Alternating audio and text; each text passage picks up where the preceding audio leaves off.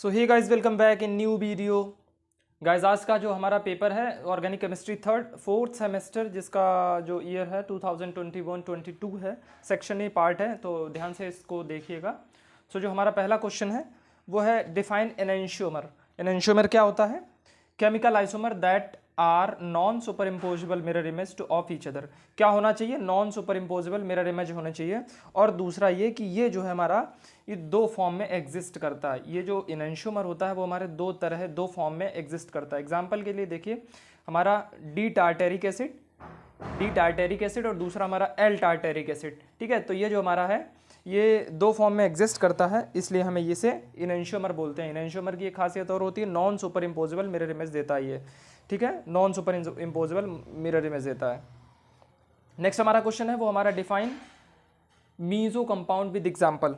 Meso compound क्या होते हैं? मीजो कंपाउंड सबसे पहले समझ लिए कि ये क्या देते हैं, दो या दो से अधिक कायरल सेंटर मिलते हैं इनके पास। दो या दो से अधिक, एक देखिए एक ये कायरल सेंटर है और दूसरा कायरल सेंटर ये है। ठीक है, तो ये दो या दो से अधिक कायरल सेंटर देता है और क्या करता है, ऑप्टिकल एक्टिविटी नहीं देता है।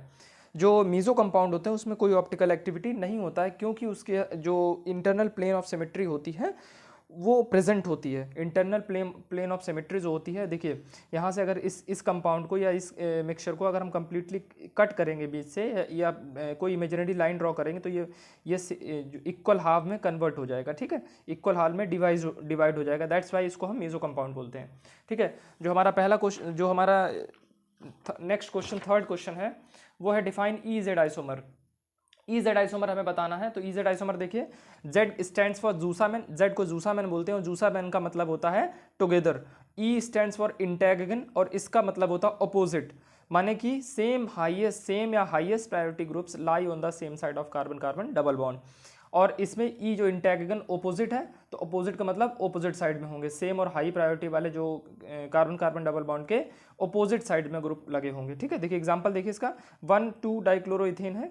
सेम जो हाईएस्ट प्रायोरिटी वाले ग्रुप है वो एक साइड में लगे हैं, सेम साइड में लगे हैं, और दूसरा जो ओपोजिट साइड में लगे हैं वो हाईएस्ट ग्रुप ओपोजिट साइड इस तरह से लगे हैं।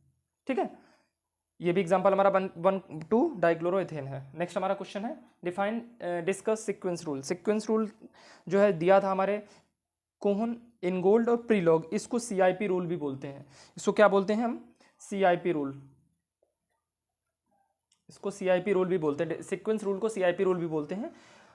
ये क्या करता है? ये कहता है कि assign priority orders of the atom. जितने भी एटम्स और ग्रुप्स लगे होते हैं किसी भी कार्बन पर, उसकी जो प्रायोरिटी और ऑर्डर होता है उन एटम्स और ग्रुप्स का, स्टीरियो सेंटर्स का, वो क्या करते हैं, उसको डिफाइन करता है, उसके प्रायोरिटी और ऑर्डर को डिफाइन करता है। ठीक है, इसको RS सीक्वेंस रूल भी बोलते हैं, इसको EZ सीक्वेंस रूल भी बोलते हैं। ठीक है, EZ RS जो है इसी में असाइन किया गया है। एग्जाम्पल की तरह देखिए, S2 ब्यूटेनॉल। अब यहाँ पे प्रायोरिटी आ रही क्या?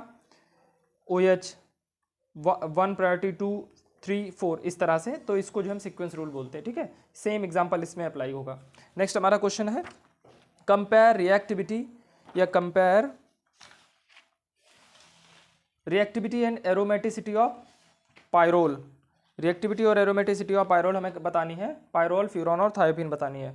देखिए रिएक्टिविटी इनकी जो रिएक्टिविटी एरोमेटिसिटी जो हम कैसे इसकी डिफाइन करेंगे, तो सबसे हम ध्यान रखेंगे कि कौन सा हमारा एटम जो है मोर इलेक्ट्रोनेगेटिव है।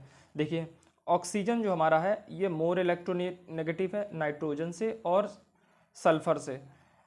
जो इलेक्ट्रोनेगेटिविटी है वो ऑक्सीजन की ज़्यादा है, इसलिए एरोमेटिसिटी जो है वो थायोपीन की ज़्यादा होगी। ठीक है, ये हमारी इसकी जो है एरोमेटिसिटी या रिएक्टिविटी हमारी कंपेयर करेगी।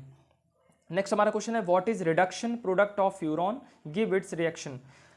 2 नंबर में पूछा गया, आप ऐसे भी लिख सकते हैं कि reduction product of furan is tetrahydrofuran, लेकिन 2 मार्क्स में पूछा गया तो आप प्रॉपर अगर आंसर दे देंगे तो आपको 2 मार्क्स कंप्लीटली गेन करने में हेल्प मिलेगी।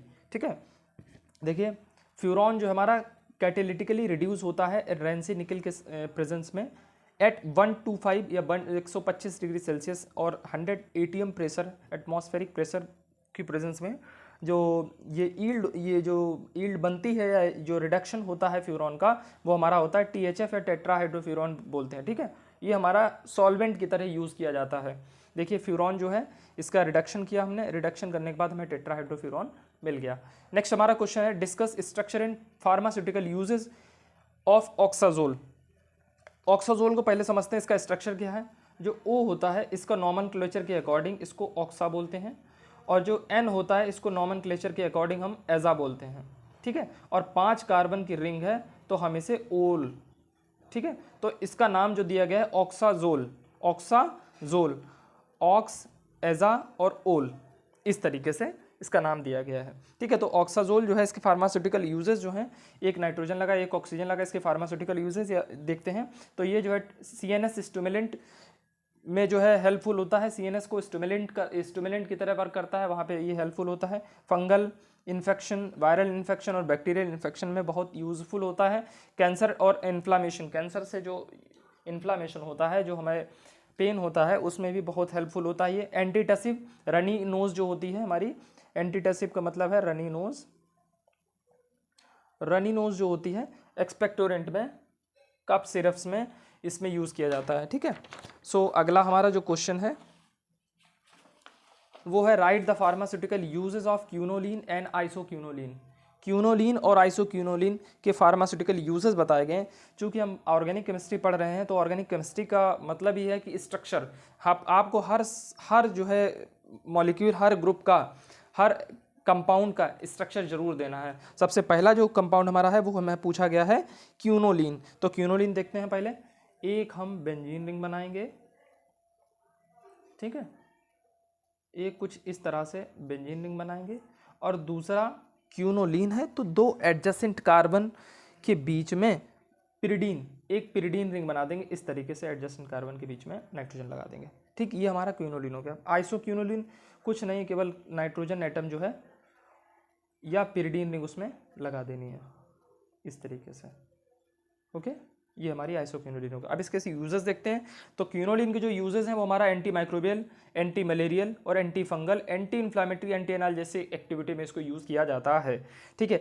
अगर आइसोक्यूनोलिन की एग्जांपल की या यूजेस की बात करें तो हमें डाइज, पेंट्स, इसमें सब में यूज़ किया जाता है। इंसेक्टिसाइड, फंगिसाइड इसमें यूज़ किया जाता है। लोकल एनेस्थीसिया में यूज़ किया जाता है। एंटी हाइपरटेंसिव ड्रग्स जितनी भी होती हैं, एंटी हाइपरटेंसिव ड्रग्स जो होती हैं जनरली हम उसमें भी यूज करते हैं, ठीक है।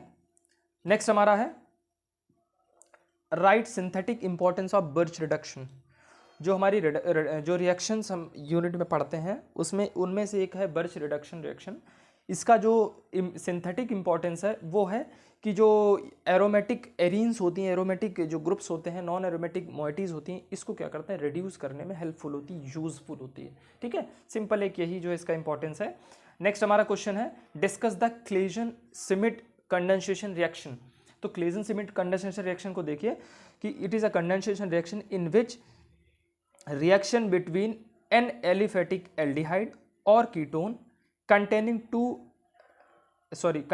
alpha hydrogen with benzaldehyde in the presence of dilute alkali to form an